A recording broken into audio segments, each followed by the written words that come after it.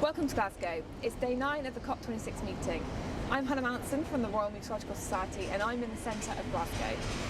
Over the first week at COP26 we've seen major pledges on forests, coal use, education and finance being announced by heads of state and prime ministers.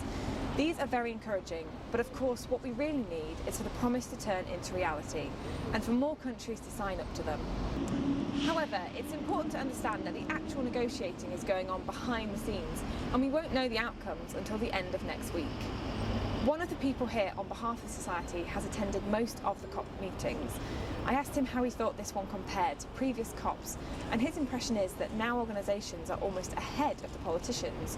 The drive to net zero seems to be coming from businesses and banks who are realising that it makes sense to invest in a green future.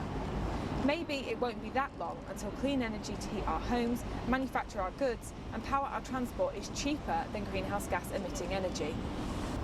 On the Education Day on Friday, we heard again and again how important climate change education is to prepare both young and older people for all the new green jobs which will be emerging over the coming years, as well as to increase the amount of climate action. Today at COP, the focus is on adaptation. We have seen extreme weather events around the world this year which have been clearly linked to the warming climate. The intense heat in Northwest America, Pakistan and Siberia, flooding in Europe, Nigeria and China, and wildfires in Siberia and the Mediterranean. 91% of natural disasters are extreme weather, and this will only increase as the climate changes. Of course, it's cheaper to prevent climate change than to adapt to it, but the climate has already changed and will continue to change over the coming decades, even if we massively reduce our emissions because of the greenhouse gases we've already put into the atmosphere. As the climate changes, countries need to prepare for the changing weather and the impacts of climate change on sea levels, water supplies, agriculture, health, etc.